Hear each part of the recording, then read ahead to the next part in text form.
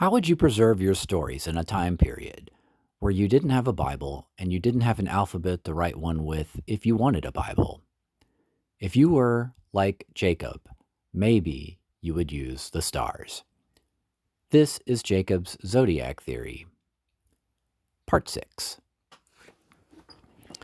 In the past few videos, we've been talking about how Jacob, through his blessings to his 12 sons, may have made deliberate associations between them and constellations that were familiar to people at the time, so that whenever they look up in the night sky at the constellations to help them keep track of the year, maybe they would also remember his 12 sons and tell stories about his 12 sons. Stories that are easy to remember because they're similar to stories they already associate with these stars. But some of the animal images that Jacob uses in his blessings are not familiar to us today, because maybe some of them were part of his unique original zodiac. So how would we even recognize them as zodiac constellations? Well, we need to do some digging and compare some consistent themes that remain true no matter what the symbol was that the zodiac was seen as. Naphtali is one of those things. When we look at Naphtali's blessing, it's really short.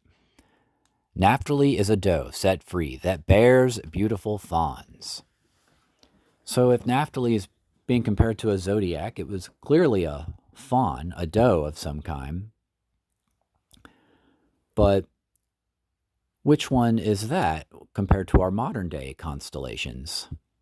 Well, what if I told you it was Peices? Peices wasn't always two fish attached to a rope. Such an oddly specific image for the Greeks to go with, right? Why did they imagine two fish attached to a rope? Well, because it's a really distinctly shaped constellation that's very forked. You got two long lines coming out away from a single point.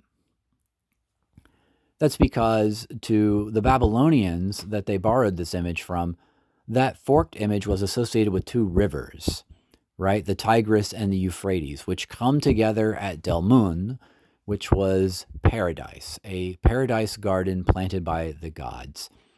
And it was associated with abundance and blessing. They saw Peices as a great swallow, another wild game animal like fish that represented, the fruits of the land, something you don't have to farm to make for yourself. The Greeks, those rivers don't mean anything to them, so they just imagined it as two rope, but they still imagined Peices as representing abundance, multiplicity, blessings. Same type of symbolism. And when we look at Naphtali's doe, it too is kind of associated with abundance and blessing, right? And Jacob almost certainly had the same symbolism to attach to those two rivers, the Tigris and the Euphrates. For the Bible itself associates them with being connected to the Garden of Eden.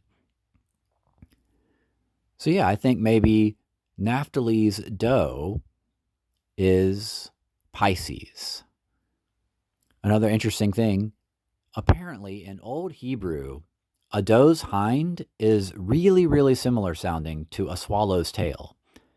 So it's really plausible that one may have evolved into the other over the years.